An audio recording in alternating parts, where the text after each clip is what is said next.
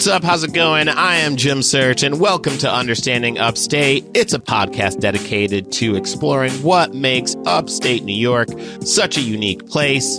Each week, my co-host Rob Adler and I dive into a new upstate topic to get a better understanding of what's up upstate. And today, we're getting into one of the upstate titans, and I say titans in all seriousness, of the shoe game, Endicott Johnson. Not even just like an upstate titan, a shoe titan of the world shoe titan. That sounds like a weird YouTube channel, but I like it. Yeah, like I only throw upstate in there because as their roots are upstate, they have started there, but at one point they were definitely around the world in terms of their influence and shit. They were responsible for the boots in World War II. Yeah. So I was kind of blown away that I had never heard of them before. Yeah. And you know, we'll obviously get into it in a little bit. But like, not only was it like a massive shoe company, but their impact on upstate New York, specifically Broome County, is, I mean, it's still today, right? Yeah. Like, you have the town of Endicott. You have the village of Johnson City. Like, there are cities named after this company, right? Yeah, no, and there's like stuff that we've talked about before in previous episodes, which we'll get into, that like directly relate to things that this company did. So yeah, I'm excited to talk about Endicott Johnson today. We're going to jump into some upstate business, but before we do that, I do want to kind of shift gears for a hot second here. As a stand-up comedian, as some of you who are listening or maybe new to the show will be like, oh, wow, Jim Search, you tell jokes. I do. I've told jokes for a very long time, and I've met a lot of really cool people, and I've met a lot of really incredible people, and one of those people is Kenny Deforest, who passed away recently, December 13th, and I just want to give a really big shout out to him and say rest in peace to him, and sending a lot of love to his family and, you know, the homies that he really kept in the circle. So we here at Understanding Upstate want to send our condolences to the Deforest family. And also, he's a very, very funny comedian. Please go check out his two projects, Bad Dreams and Do You Know Who I Am? They're available wherever you download your content and shit like that. There's some really great YouTube clips of him that are circling around as well. And he's a very funny dude. So please go listen to him and keep his memory alive, because we will not let that go away. Yeah. So, and I'll throw links in the description for those. That'd be yes, hell yeah. So yeah, y'all go run that up for the homie Kenny Deforest, amazing basketball player as well. He was like Ferris Bueller with a jump shot. Everybody loved him, and he could sink a three. All right. Now, let's get into it for real. Let's talk some Endicott Johnson. Whoa. You always try and jump the gun, Jim. Always try. I'm just so excited about shoes. I know. Me too. But first, we've been talking, at least the last episode or so, I think the last two, the idea of naming our fan base. Right. So as a little opener segment, we're going to kind of throw back a couple of names that we've both come up with but haven't shared with each other, and we'll see if we can. I'm going to say we don't have to settle on one of these today. We can if we want, but we're just going to throw a few back and forth to see if any stick. Sure. Are you? Do you have your list prepared? Are you ready? Not 100%. I'd say I'm probably at like 50, 75. Okay. But we can do it. Let's go. All right. Well, you know what? No time like the present. Let's get into it. Say. I'll to help get you prepared more, I'll start with my first pick here. Yeah. And I think I mentioned this on Mike in our last episode, and it was met with derision from you, but I'm saying it again. My first pick, this is my first round pick. peppermint pigs. I feel like calling our fans peppermint pigs is the dumbest option for sure, which is why I like it. So that's my number one. What do you got? Well, also very much in the like aha moments, but upstaters is what I have. I like 607 Massive. Okay. Is another one. I like that's that. pretty fun. What else can we knock it out the park with? Can I give a counter to upstaters? Sure. Yeah. I'm not married to any of these, by the way. Yeah, sure. Yeah, same. I don't want the reason I didn't put upstaters is because I don't want any stolen upstate valor. Like, we're not South Carolina here, Jim. Right. Okay. Because some of our fans might not be from upstate, right? So, in fact, we know some of our fans aren't from upstate. So I'm hesitant to use upstaters. Specifically, just to again protect that terminology. Right. How about what about Speedy Heads? Ooh, that's close to one that I had. I had Speedy Freaks, which came out of Super Freaks. Yes. Yo, if I got to vote for one, I like Speedy Freaks. All right. Yeah, that's probably my top choice too. Yeah. Hell yeah. I try to like relate them to our previous episodes. Sure. Super Freaks or Speedy Freaks. The only other one I have is Understandiacs, which is from Wegmaniacs from our Wegmans episode. Which a little it doesn't roll off the tongue. Not like Speedy Freaks, man. That's fucking great, man. That speaks to my heart right there. Well, man. let's sleep on it. Run it up the flagpole, as they say. Hey. And I think, I'll say this. Let's try and commit to one by next episode. But it sounds like Speedy Freaks is a close second behind Peppermint Pigs, right? I'm gonna tell you, right? Yeah. I'm gonna tell you right now. I'm gonna wake up tomorrow and be like Speedy Freaks, baby. No, it feels good right now. Let's hey, we'll test it out today. We'll do a little We'll do a little test drive and we'll see how it feels. Like, all right, you Speedy Freaks, are you ready for some Endicott Johnson talk? Oh man, yeah, it feels good. It feels good. It feels real good, man. We'll get the Carfax on this name. See, kind of see what. The history is, see where it's been, any collisions or anything, and then maybe we'll make the purchase. Yeah, we'll drop the cash for it. Yeah. All right. So all that to be said. Hey, folks, you Speedy Freaks, let's talk Endicott Johnson. That's right, you Speedy Freaks.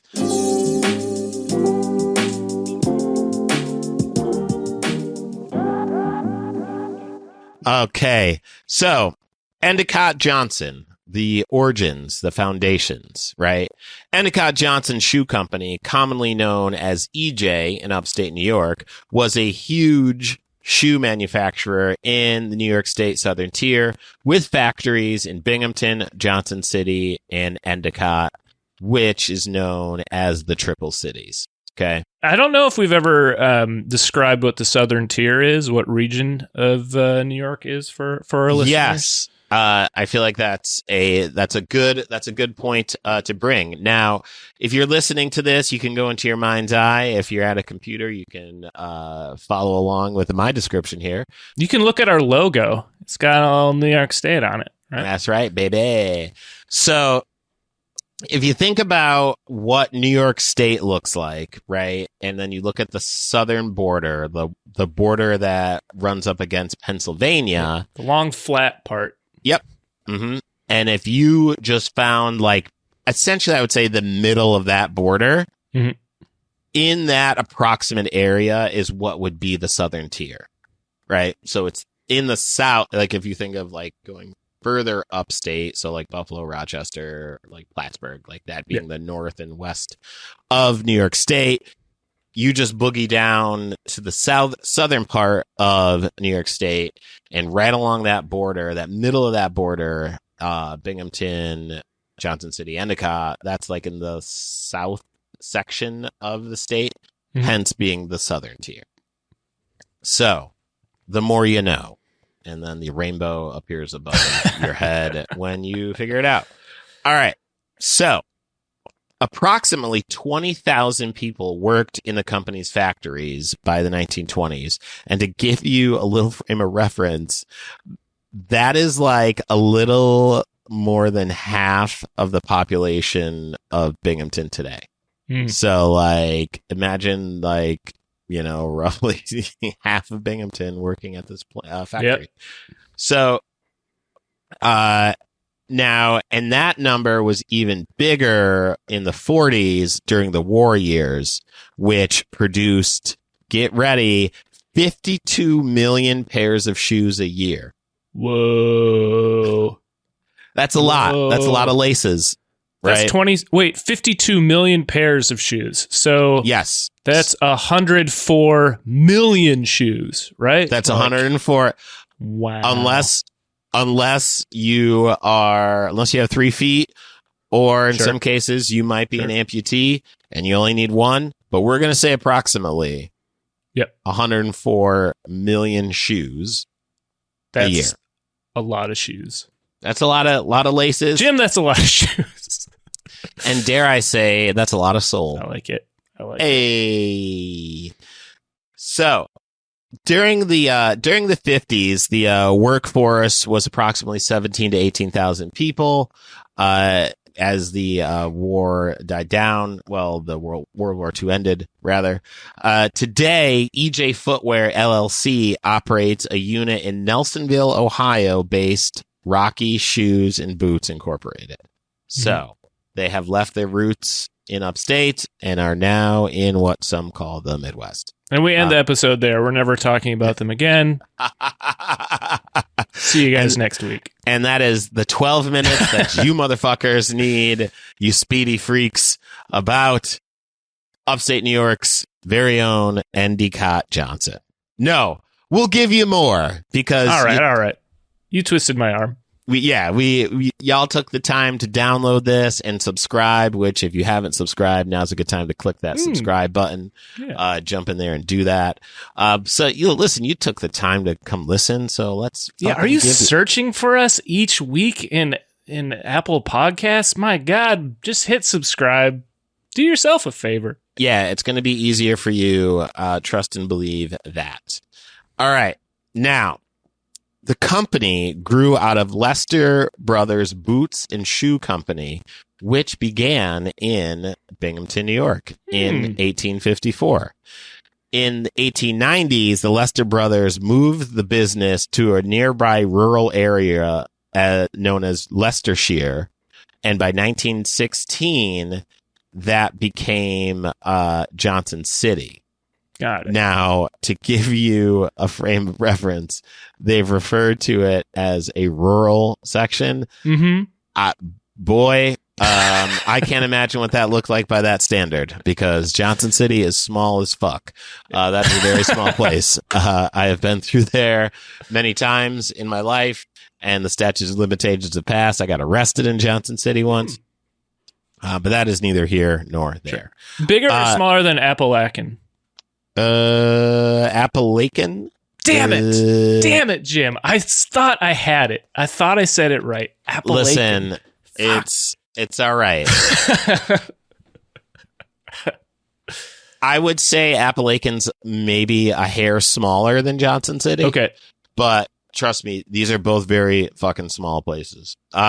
Now, financial problems forced the Lester brothers to sell the company to creditor and fellow shoemaker Henry Bradford Endicott. Creditor and shoemaker, really diversified. Good God. Yeah.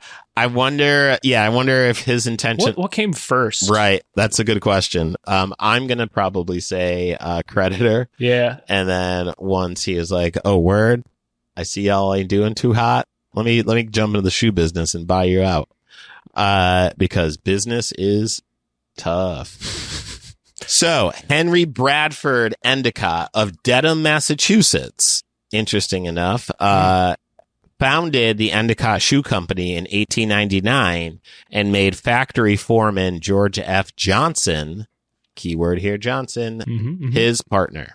Now, when you tell the story of Endicott Johnson, the story is largely dominated by George F. Johnson. This is proven by my research, because when I put in EJ into the old Google machine, no one's talking about any of those dudes you just talked about. Like, it's all about George. I didn't know, and I didn't see anything that you just referenced. No, that is the it's like before George and after George in terms of the history of EJ and the Endicott Johnson. Now, as I was saying, the story is basically, this is about George F. And he rose through the factory ranks and became the part owner of EJ. Now, I call him Georgie F in my notes just for fun, which I'm sure he would probably kill you if you refer to him as such. He strikes me as a guy who he's about his business, so call him George F. I heard a story from actually his granddaughter who is visiting one of the factories with him. They visited the tannery, which didn't smell good, right? They're using... are they using acid or some kind of not friendly chemical to like melt the hair off the hide, right? So he's bringing his granddaughter in to like see the factory, and she's plugging her nose because it smells horrendous. Right. And he like he turned around and said something to the effect of like, "Unplug your nose, dearie. This is your bread and butter." Like, you little bitch, get it together. You can breathe deeply. Because this is what will make you your generational wealth here, baby. Yeah. This is why you'll never have to work ever.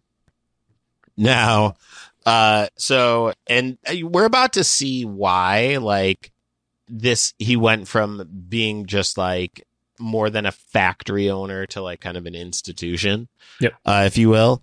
But so George F's reign was particularly famous for the square deal, right? Like, if you look at, I'm jumping ahead a little bit, but like the arches over like the border of Endicott into Johnson City, it says Endicott, home of the square deal. Are those still there? Those arches? Oh yeah. Absolutely. They are landmarked. I believe they were landmarked in like 2001. They're like stone or cement. They're like substantial. They're like, it's very much it's a very significant part of the road. Like, when you pass through, you will certainly see Endicott, home of the square deal, for emblazoned. Which a square deal doesn't like. I'm sure it back in the day sounded like, "Oh, I got a real square deal." Like, now it sounds like, "Oh, fuck, I got a square deal, man." Like, it doesn't sound like it doesn't sound good. Yeah. I feel like, exactly. It's just like back then, I'm assuming it's square. My guess is, and again, I'm not living in the 1916s, the teens, that the square deal, like square being even, right? Yeah, like square, squared away. Yep. All the sides are legit, like that. And also, for the record, if I did live in 1916, I'm fairly certain that this deal would not apply to me. Sure. Not for a minute. So the square deal, which was like a version of like welfare capitalism, right? Mm-hmm. Which on the face is great, right? Because like he, through parades to boost morale, he built churches and libraries and built all these things for the employees. And was like, I think one of the biggest proponents of that form of capitalism, where like it was his like personal belief system. I read one article, I think, referred it to a cult of personality. Yes. Around him, for sure. Correct. There's statues of him. But I was also, we were talking off mic. I stumbled upon a couple documentaries on YouTube from like the 90s where they're interviewing the workers who at this point were not quite on their deathbed, but like they were, you know, if they didn't talk to them, then they'd never get their stories kind of thing. So just like getting it in. And they were talking about, there was like a restaurant that any worker could go to that had like great meals every night for a quarter. There was a bandstand or a pavilion that was built in town, and like the company brought in like fucking Louis Prima and like the big bands of the time every Friday and Saturday night. It was also like a quarter or 50 cents. So like he cultivated community in a dedicated way, which is surprising, but there's always an alternate side to that, right? The motivation can be not always, there's other reasons.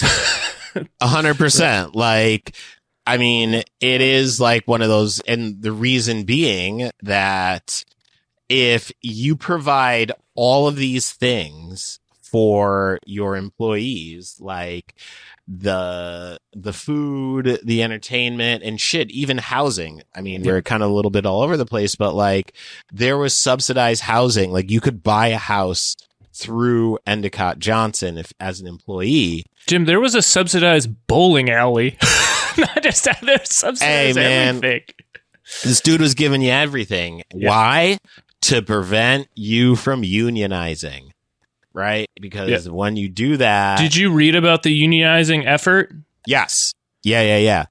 Which we'll get to that. Sure. That's like a pretty big flashpoint. But anyway, the loyalty is like tangible, right? Like people fucked with EJ. The last thing I'll throw in is in the documentaries I watched, like I didn't see anyone say a bad thing about George F. Like everyone is remembering, their memories are all fond of this kind of like golden era when it was usually you hear the phrase company town or like company store and it has a negative connotation.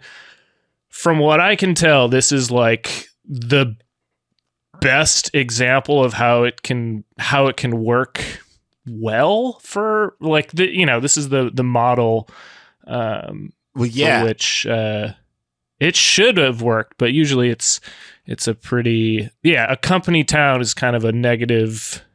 Very quickly can be a negative thing. Or like if your housing's side to your employment, that's usually not a good situation, right? Right, like it's there isn't a lot of investment. Like there was like a genuine and sincere investment that he was making in his employees and in the town.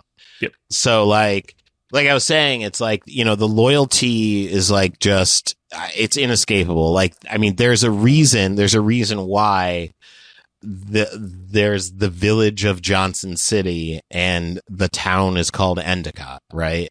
Yep. Like you could, as we were saying, like you could get a home financed through them. There was healthcare. And they were like not super expensive. It was like very affordable housing, like actual houses. Right. Healthcare. There was a fucking hospital that they owned. He I think built the high school. I mean, theaters, a golf course, swimming pools, carousels, parks, and food markets. William Rockefeller could have learned a little bit from George. I would think so. He's like the opposite end of the spectrum of like being a like millionaire or billionaire, full ass capitalist. I don't know what the proper phrase is. And that's the other part too, is like the food markets many of those were available without charge. So it's like, he's given you everything from a steamboat to a billy goat. Now one of the like interesting ways that like Endicott Johnson branded the name throughout the town is they repeated the idea of idea and enjoy. Like enjoy. Sorry. Like I in my notes here, it's like the Enjoy golf course, right? So like it's like EN-JOIE. So like E and J. Classic. Right? Yep. And so like the town Endwell, which there's a town Endwell.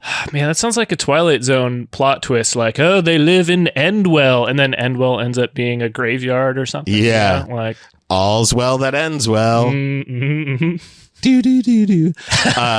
So, I mean, and again, this was all part of the PR campaign with employees to discourage them from unionizing. And this is, you were talking about this before, yep. But when like the labor organizer, Samuel Gompers, visited the company and, talked to some of the employees, he found out that the employees made no effort to unionize. Yep. Because, I mean, EJ already gave his workers way more than a union could ever give them. Like a union's not going to give you like a house. Yeah. Like they're not going to give you free food. Like they're not going to create a life for you. Like they're going to get you benefits and they're going to get you a work week. No one's taking anything away from that. Yeah. But you couldn't really compete. So like, you know, it was the boom of perfection in terms of what it would be to work and live. When there was a somewhat serious effort to unionize there. I think it was in like the 40s. And that like went through the whole process, elections to see if they could get enough votes to unionize. At one point, George was like giving speeches, and like by the end, he was like breaking down and crying because he like, again, his like personal, he felt his personal philosophy was like failing, right? That people wanted to unionize. Also, probably worried about his money, but this was as told by, it might have been a researcher, again, like not told like he's the villain in the story. He's just like, this man felt so much for workers, like a lot of, which again feels weird to say about a millionaire. Right. He seemed to, but at any rate, when they voted, 80% of the workers voted against unionizing, which is that's significant. That's fucking strong. Yeah. Now, which again, I don't know. I think we can go on the record like I'm generally pro-union, right? Like I'm 100%, right? And and that's the thing is like like talking a little bit about just like what a day looked like working in a factory. I think that's important, right? Yeah. Because like, you know, we've certainly talked about like how great it was that we talked about the corporate welfare that he put there, but like for example, like, you know, the work that was happening, right, was what was called like piecework. So like racks of shoes would move through the factories with coupons attached to them. Mm-hmm. So when you completed whatever the task was, you took the coupon off and sent it down the line. And then at the end of the day, you put in your coupons, and you know each coupon is worth a couple pennies. Yep. So it's like great, you know. And then at the end of the week, you calculated how many coupons that you had for the week, and that was how you got your money. Which that's wild. Yeah, like I mean, so again, we've painted a great picture, but I feel like we should talk about what it was to work there.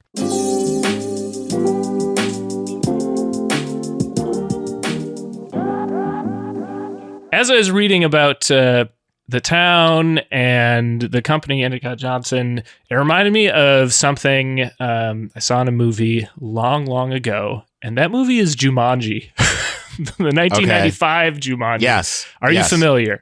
I am familiar. I haven't seen it, but I know of the film. A core part of that movie is a shoe factory. It's set in New England. I think it like filmed in Maine or New Hampshire, but there's like this shoe factory that like kid Robin Williams, his dad is basically like the George F of the factory in the town. And it like, I think the movie's set, or the first part of that movie set in like the 40s or the 50s. So like a little bit different time periods. I guess that actually kind of lines up. But like the town is thriving and booming. Then Robin Williams gets sucked into Jumanji. The dad gets obsessed that his son's gone and like doesn't care about the factory anymore. Shoe factory closes. Town's in distress. In shambles in the 90s.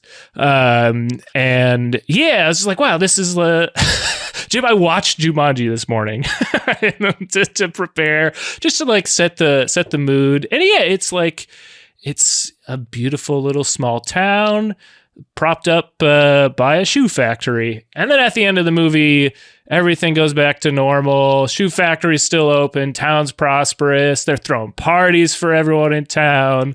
So if you're having trouble grasping what this might have looked like, go throw on 1995's Jumanji. Which I do wonder how much of that was inspired by. I tried to. I did a bunch of like different Google searches trying to like find any correlation, and I couldn't find any. That's interesting. Unfortunately, because that does again sound very, very familiar. Now, jumping back a little bit to like what it was to like work there, right? Mm-hmm. As we said, like the work was really hard and the pay wasn't the best, but again, the benefits outside of that are what kept you there, right? So that's kind of what the catch is for all this corporate welfare is like, so I'm going to give you this like world that you live in where like things are super cheap and, you know, life can be great, but I'm not going to pay you shit. Hence why he makes as much money as he made. Right. Yeah. So, and this is fucking wild too, is the windows in the factories were painted so that the workers couldn't be distracted by outside. This is like Las Vegas. That's what rules, I said. Like no windows, so you don't know what time of day it is. Fuck. George, what are you doing? Well, you are. Papa Bear wants to make sure that he's going to get every last cent out of you. Yeah. And if you're spending time looking outside at freedom, he's not trying to hear that shit. No. So fuck out of here. So now the company needed a large labor pool. Okay. So they initiated a recruiting program aimed at Southern Italy and Slavic countries. Okay. So Endicott became a small town with a rich ethnic mix of white people. So you get all different flavors of white, baby. You know, we're not even going to go anywhere else, right? Sure. That's trust and believe. And this is the other bugged out thing too. And I'll say this, if you look at like, old pictures in Binghamton of like factories and shit like that, like, I was at the Roberson Museum in Binghamton, and I looked at like a picture of like the old like EJ workers. It is all white. Mm-hmm. Everybody is white, and that should be very telling of the time and the place and what the fuck was happening. So there's that. Now, what do you think the chances are?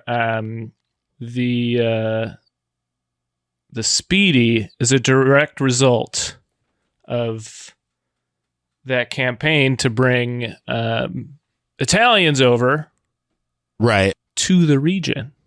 Jim, I'm just trying to shoehorn Speedies in here for Speedy Freaks. I was gonna say, I mean, maybe. Okay, I'll take it. I'll take it. Good. All right. Good. I got what I was after here. Perfect. It's certainly contributed to the popularity, right? Like if there are a bunch of Italians who want their Spaducci's, then there you go. There it is. So we can thank George for the Speedy is what I'm saying, I guess right? What I'm saying, that's the only reason that he got into business was add it to his Wikipedia page. if it's not there already. If it is not there already. Now, one of the classic lines that I remember growing up was and I believe you said it earlier, was "Which way, EJ?" So when immigrants would come to the area, that was the thing they would say is which way EJ, which way EJ. Mm-hmm. And then they point you that direction and then you get a job. Right now.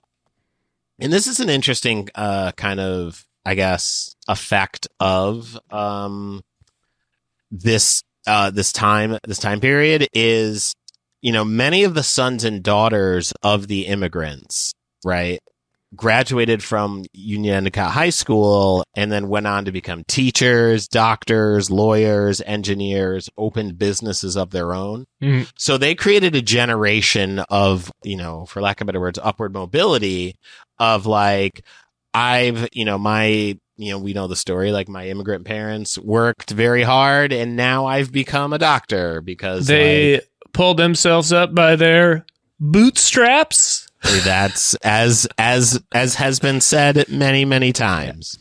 So you see that effect. Yeah.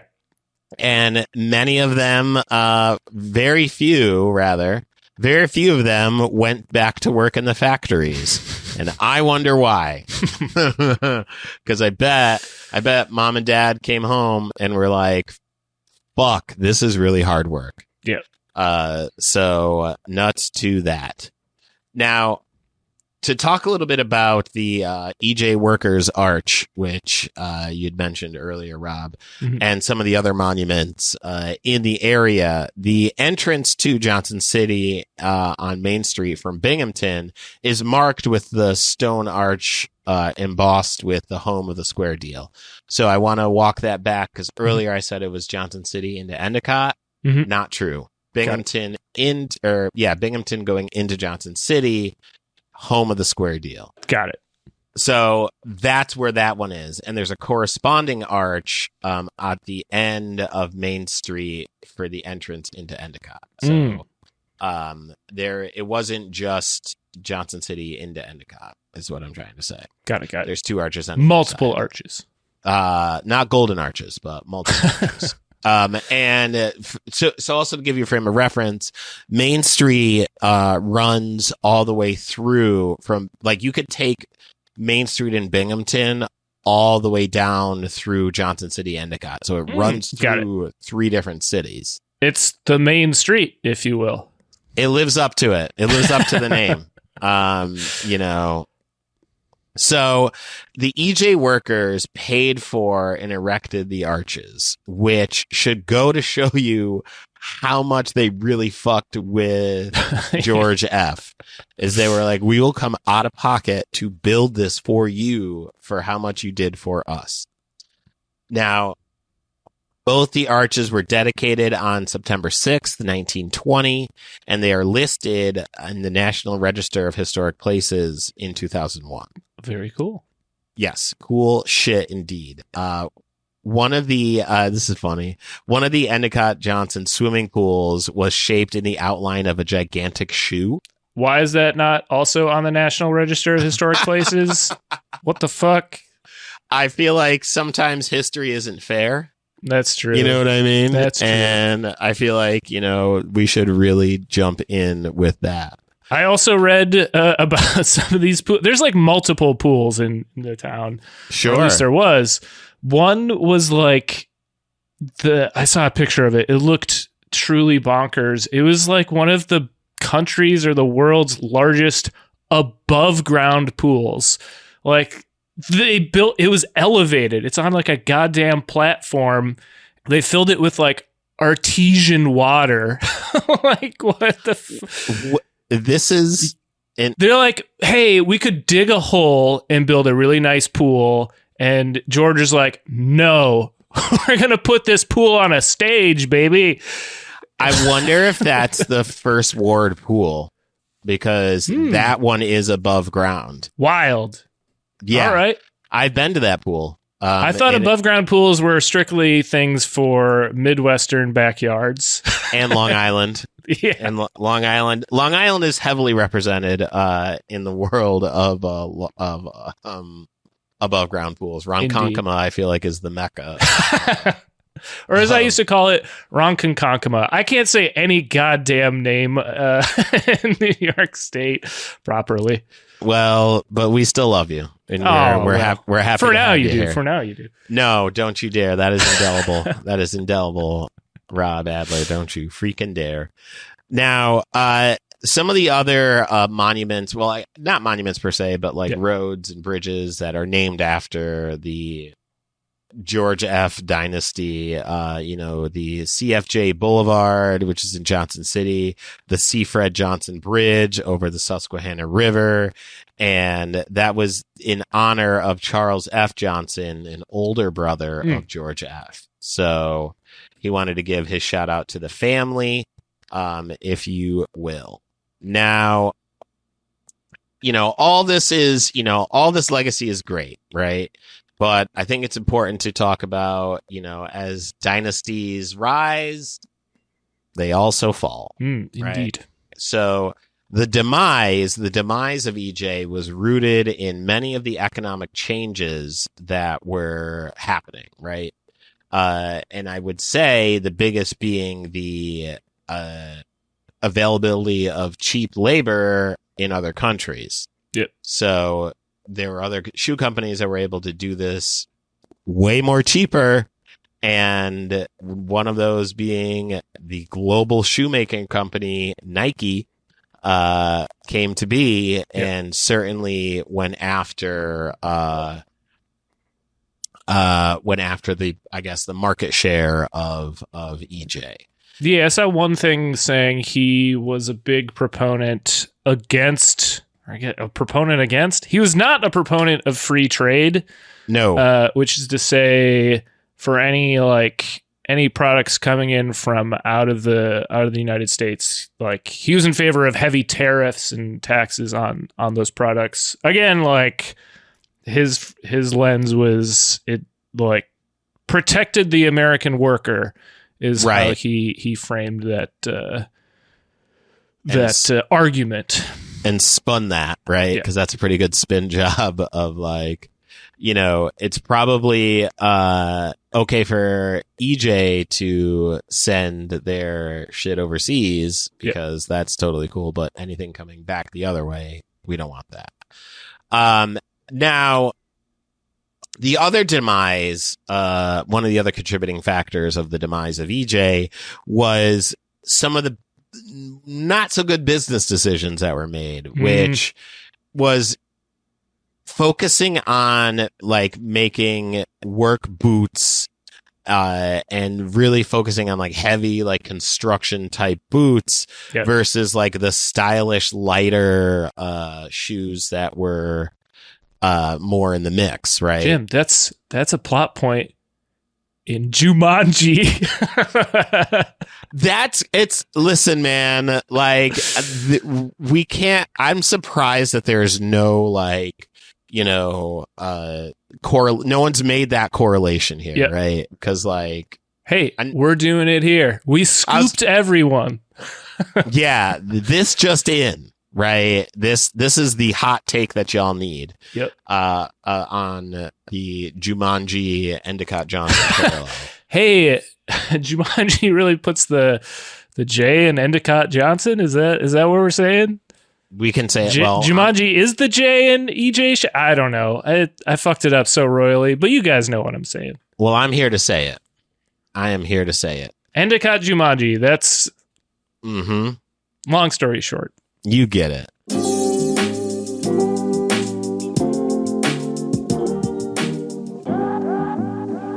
Now, in 1995, EJ was purchased by U.S. Industries Incorporated, and its name was changed to EJ Footwear Corporation.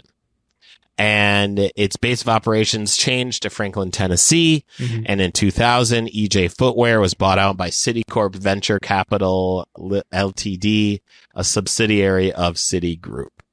Doesn't get more corporate than that, y'all. Yeah. We're watching the soul get ripped out slowly but surely. Yep. And then finally, in December 6th, 2004, EJ Footwear agreed to be acquired by Rocky Shoes and Boots Incorporated, as we talked about at the top. EJ had previously been the sole licensee for Rocky's Dickies line of work footwear. So it has now gone into many different hands and has left upstate New York for, I guess, greener pastures, if you will. I'm not going to second that. Ohio, greener? I don't know. Maybe flatter pastures. Pastures. How about that? It left for pastures. There you go. Now, so then that, kind of bookends the life of EJ. But, I think it's important to also talk about, and we talked a little bit about this, but to really just reinforce it, of EJ was the company responsible for nearly all of the shoe and footwear of the United States Army during World War I and World War II. So had it not been for that, there would be no shoes. Yep. Right? There'd be no spiedies. There wouldn't be any spiedies. Had Endicott Johnson Shoe Company not opened, there would be no food. I was saying if there was no World War I or World War II, there'd be no spiedies. That's a darker correlation. Yeah. We can move on. We can move on. We can advance the slide. So, at its peak, EJ was one of the largest shoe manufacturers in the United States, with retail outlets in over 30 states. So they had gone across the country, baby. So they were the shit, man. They were the real deal when it came to the boots. Now, couple other things I want to say before we conclude, before we tie it up, if you will. We're gonna double knot this sucker. I'm telling you, that's what I'm talking about. Now, the business model that EJ put in place of giving worker benefits, et cetera, was adopted by IBM. So, though they didn't provide free medical and hospital care or built houses, they recognized that good pay and benefits were one of the ways of keeping their business non-union. Right. So, again, didn't create a fantasy world for their employees, but said, hey, wait a minute. What's the main reason that people want to union up? Oh, because we don't pay we pay like shit and we treat everyone like shit. This is a quick side note. I was weirdly reading about welfare capitalism earlier this week, not just for Endicott Johnson, but do you know holiday parties are a form of welfare capitalism that they would be thrown, or this episode's coming out between Christmas and New Year's, right? That nether void. Yeah, but I was reading, I think it's an article in the Atlantic or something, that, they would throw, well, can't give out bonuses this year. Holiday party, baby. And it was strictly, or not strictly, but it was very much, let's keep them happy with a party. It sounds silly to say, but it was a facet from back in the early 1900s where they would throw these holiday parties to throw you off the trail. Well, it's kind of like the the sentiment that a lot of pro-union and pro-worker rights say of just yo, keep your fucking pizza party. I don't want a pizza party. Yeah. I don't want obligational fun. Obligational? Obligatory? That's the word. Thank you, Jim. I gotcha. So yeah, it's keep that shit and give me money. And they're well, but we can't give you money. Well, that's okay. Yeah. Now, fun little pop culture fact, in the 1976 film Taxi Driver, an ad for Endicott Johnson Shoe Company can be seen painted on the wall while Travis is following Iris. So if you've ever seen that film, great film, terrifying. I was gonna say there's some real dark undertones for today's episode. Yeah, we're really taking it there. And And quite frankly, I'm okay with that. Yeah. One more thing before we go. Oh, I got a couple more things too. Oh, you got some things? Not a ton, but okay. A few other notes after you've wrapped. Yes, then please, but obviously by all means, the streets need to know about this as well. Or I guess what I would say is before, this is what I have, right? Now before we go. Before you go, I'll just stay by myself. I'll close up. Don't worry about it. You imagine that? I was like, all right, guys, thanks. Peace. All right, Jim. Well, thanks for tapping in with us and letting us know what your thoughts are on this. Really appreciate it. So George F. Johnson helped usher in the notion of Binghamton, the surrounding area, being the carousel capital of the world. I was blown away to learn this. Like, I knew Binghamton was referred to as the carousel capital of the world, but I didn't know it was like, it seems like solely because of George, right? Yeah. He donated. Isn't that crazy that, like, I mean, I know we joked around about spiedies, but he kind of was the dude who helped make this the carousel capital of the world, right? So he donated 6 carousels in the Triple Cities. This guy fucking loved carousels. Goddamn. 6. Yeah, that's a lot. Yeah, which we were talking about this these very carousels in our Rod Serling episode, right? Like, exactly. Endicott, George F. had an influence on Twilight Zone episodes. Like, what the fuck? In that, and that's what's so interesting about the world of upstate New York, more specifically Binghamton, is like how all this interconnects, right? Like, this story of the carousels is ultimately what begets the influence of Rod Serling in the Twilight Zone with carousels. Yeah, specific episode and stuff. Like, see, man, we're giving y'all some real fucking content. This is a great episode. This is a fucking great episode. I mean, all of our episodes are great, let's be honest, but this one is extra great. Now, George F. Johnson donated 6 carousels to the Triple Cities between 1919 and 1934. Which now are among the fewer than 170 antique carousels remaining in the United States and Canada. I saw a real carousel head talking about these carousels, and they're not just some pardon the expression, dog and pony show, right? Like they're like the Cadillacs. Is that the phrase, dog and pony? Is it horse and pony? Well, it's going to be dog and pony because it's our show. Yeah, there we go. These are like the Cadillac of carousels. Like they're like, he spared no expense at putting these bad boys in the parks. And I have to say, like, you know, again, as somebody who grew up there, upon reflection, it's like, yeah, they were really fucking nice. Like, if you think about just the detail and design, and to the point of just them being like real antique. Yep. Yeah, they really are, man. So those things are like 100 years old now, right? Coming up on it. Now, well, a little bit past, right? If they started in 1919. Yeah. So now the admission to the carousels has never changed. They are always free, except traditionally, and again, this really brings back some memories. There's a carousel in Recreation Park, which I've made known is my favorite name for a park. It's not a little redundant, but for that, I like it. There's many. I mean, shit. I could go on for hours of the stories I have from Rec Park. Now, in Rec Park, which is, you know, that's my home base, if you will, if we're talking carousels.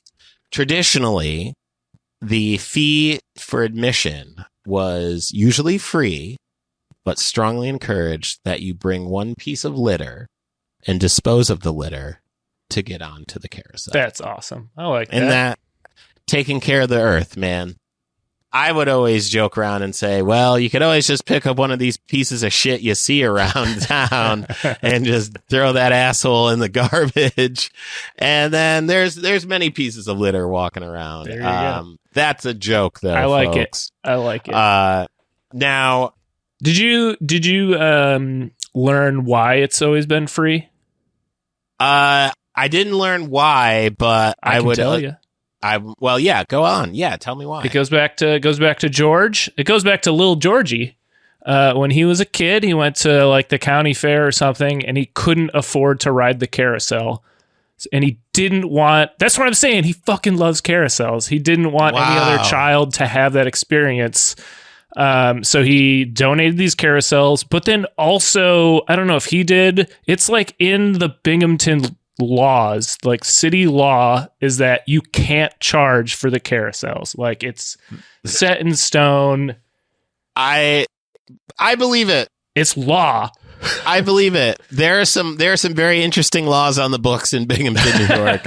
So that one being one where I'm like, yes, totally understand that. Cool. And also another one being that like there are certain blocks in Binghamton that like you can't drive down more than 3 times in a row. I don't know how you enforce that. Yeah. I know why you may want people to not do it. Sure. But yes, you can't circle the block in some blocks in Binghamton. But you can circle the carousel. Hey, hello. Now, where are these carousels? We gotta give these carousels their respect due here, right?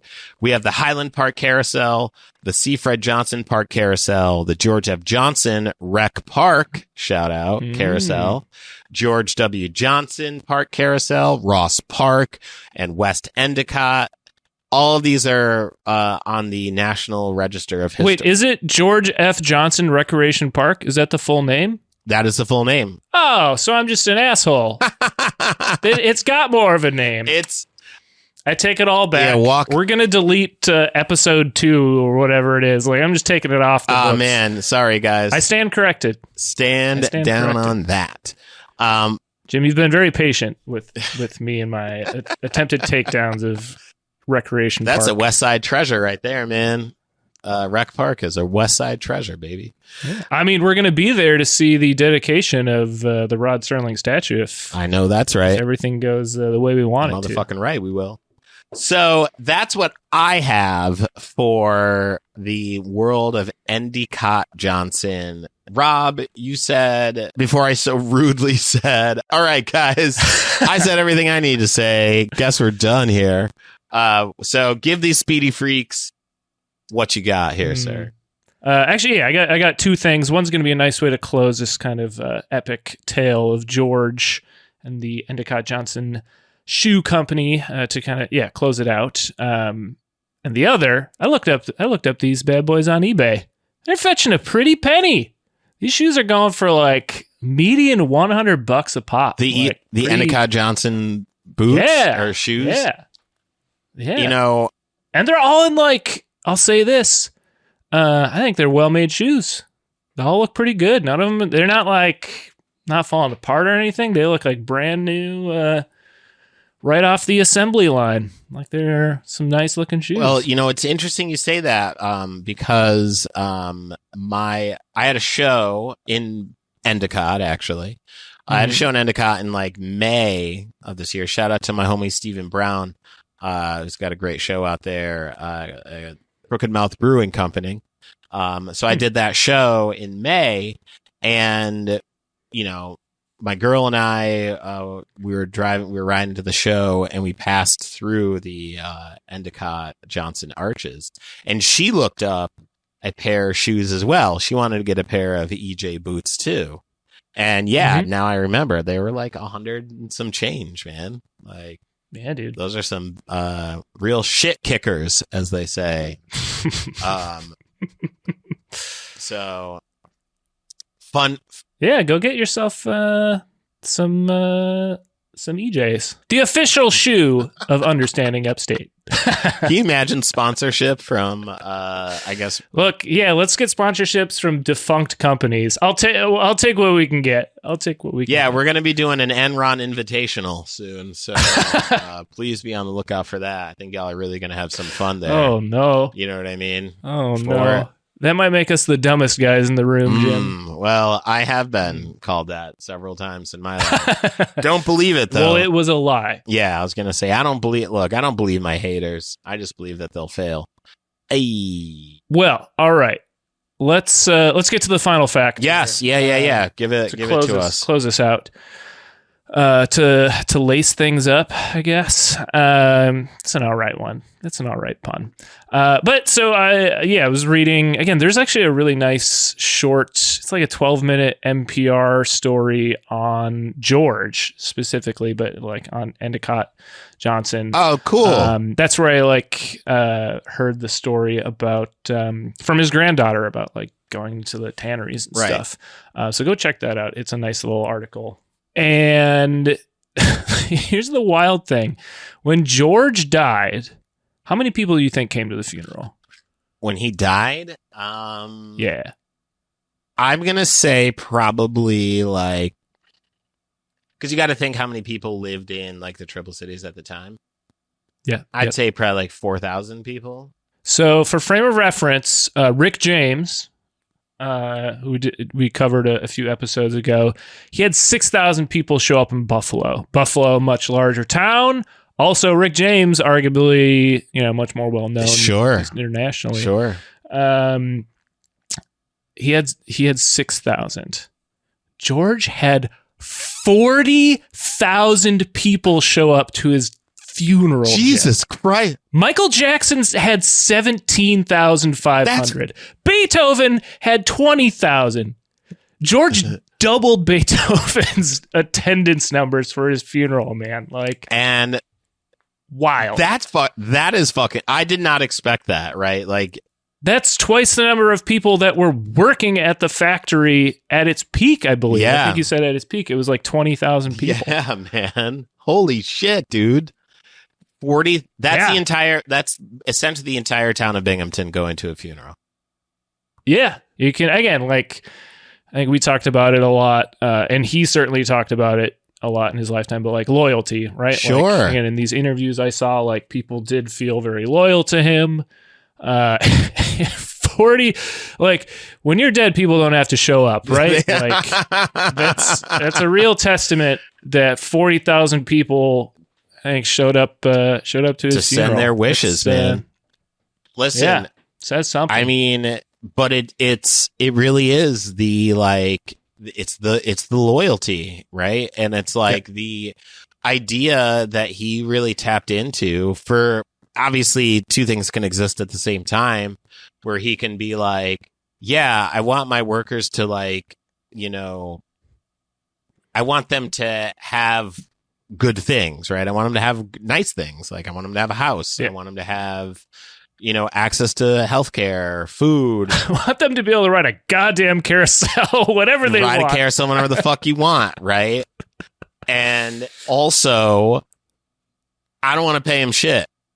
So like, yeah, there's that. But like, but he also tapped into, like, well, I can't if I just pay them nothing, right?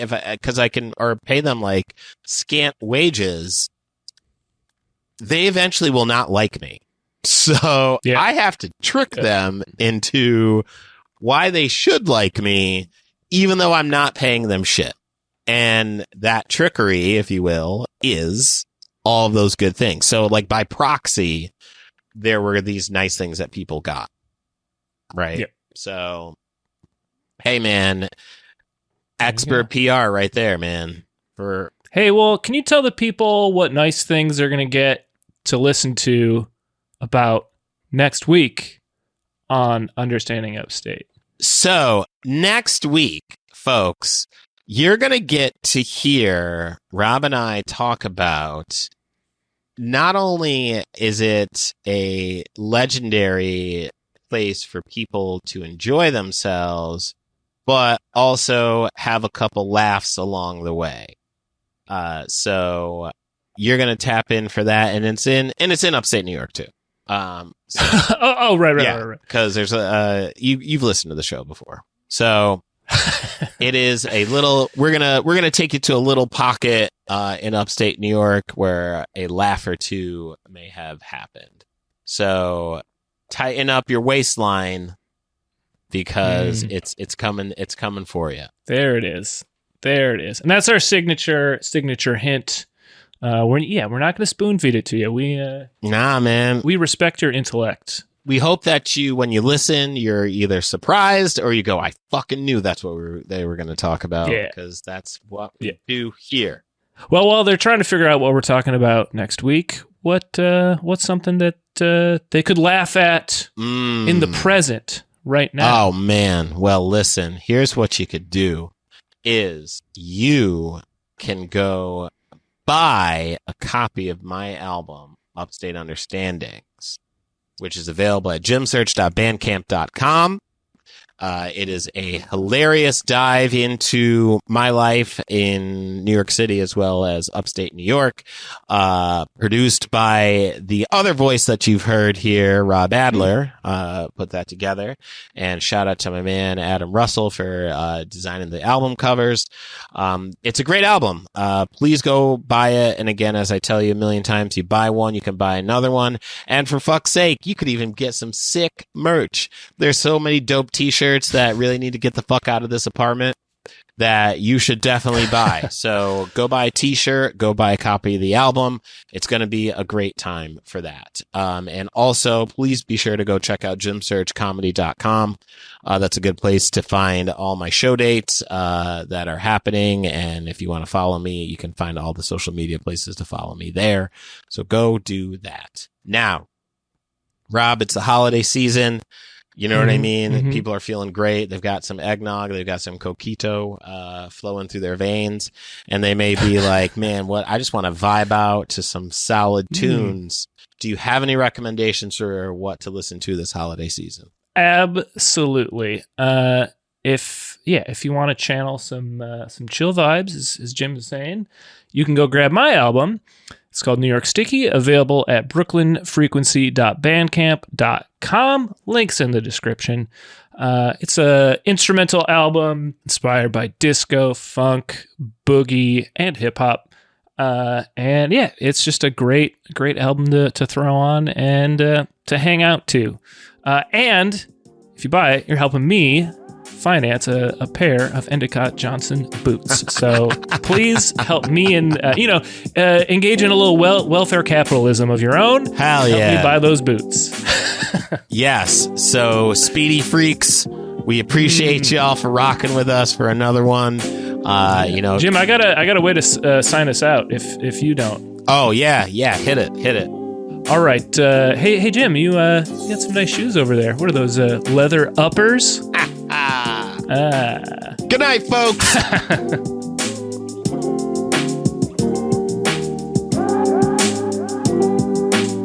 Understanding Upstate is a podcast hosted by Jim Search and Rob Adler, edited by Rob Adler, and music from Regal Monk.